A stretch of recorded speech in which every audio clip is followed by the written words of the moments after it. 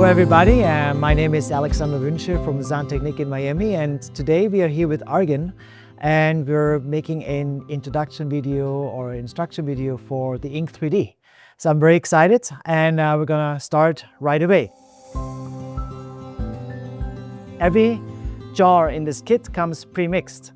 There is no powder, no liquid necessary to actually start.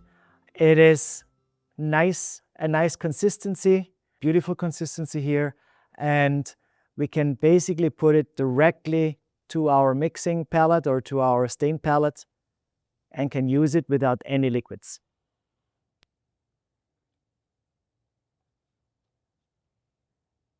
Nice consistency every time you open it up.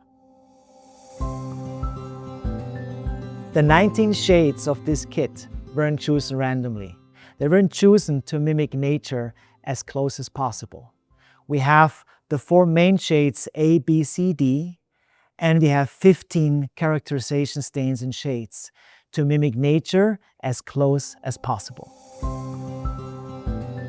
The true fire stability means whatever you apply to the restoration before it goes into the furnace, it will be the same when it comes back out. So I'm applying here stains to my restoration. I usually start with some stain liquid to wet the surface a little bit. That's very important to activate that surface. And then brush it dry with a dry brush. And then we basically putting some, in this case, I'll putting some A stain on here.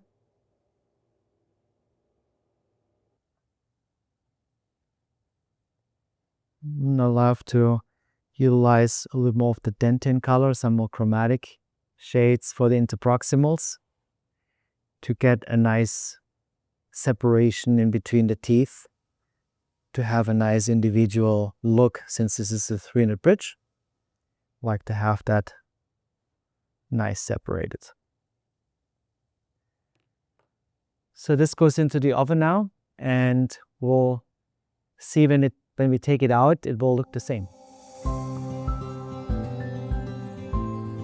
Dual fluorescence runs through the entire kit: stains, structure, and glaze. That matters because your restorations have to look natural in every light source.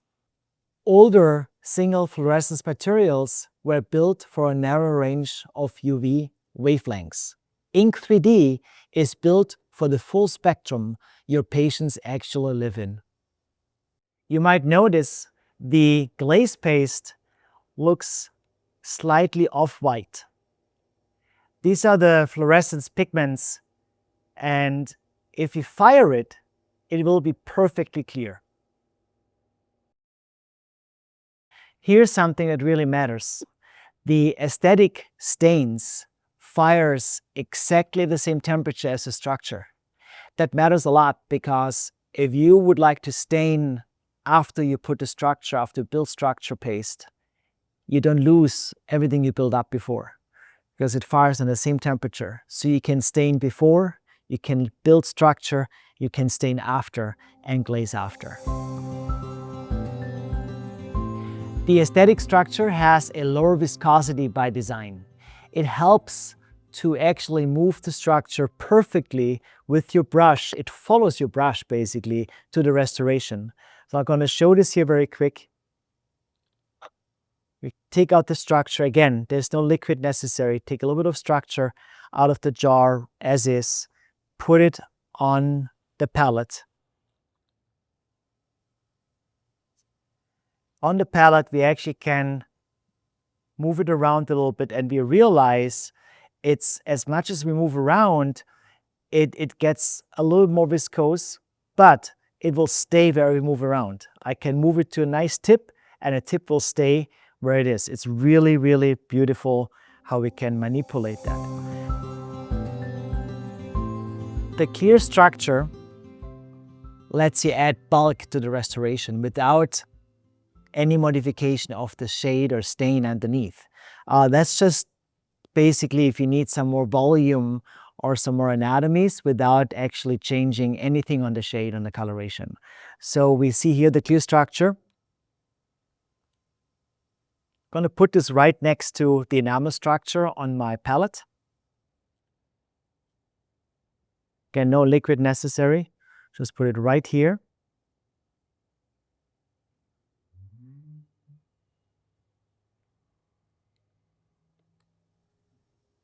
And you already can tell on my palette the difference between the enamel and the clear. The clear is really, it looks white here on the palette just because it's clear, but the enamel has a more like yellowish hint to it basically, which is like enamel basically, right? So now the clear structure, we're gonna pick up something with our brush. It's the same consistency as the enamel.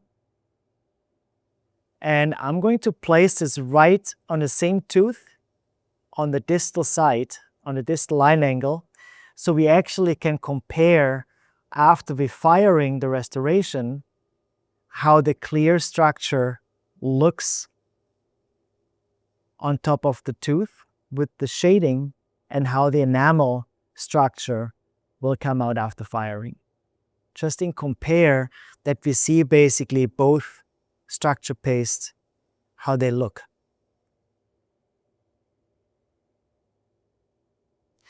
Also important to mention is the structure should be very thin. I usually not layer thicker than maybe 2/10 or 3/10 of a millimeter, the most of structure. It's a very thin skin. I like to use the word skin for that, just because it shouldn't actually be like even microlayering. It's actually less than microlayering what we know from our powder porcelain. It is a very thin skin what we're adding to that surface of the crown. So now, returning it from the oven, we have the final product here. Is basically literally you get what you see before you put it in, and that came out like this, perfectly shiny, glazed. It's ready to go. Now you can polish it still, you can add some structure now and so on, but that will be basically the final product. And we'll see how it looks. Out of the box, you get 19 stains. 2 structures, enamel and clear, and the dual fluorescence glaze paste. Plus the glaze liquid if you need to adjust consistency. It's a complete cohesive system.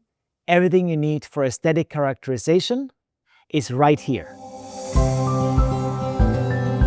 iNK3D was designed by technicians for technicians. The viscosities, temperatures, the handling, everything was made to really utilize in your daily workflow. Not just a theoretical step-by-step product. Now it's done for the real world.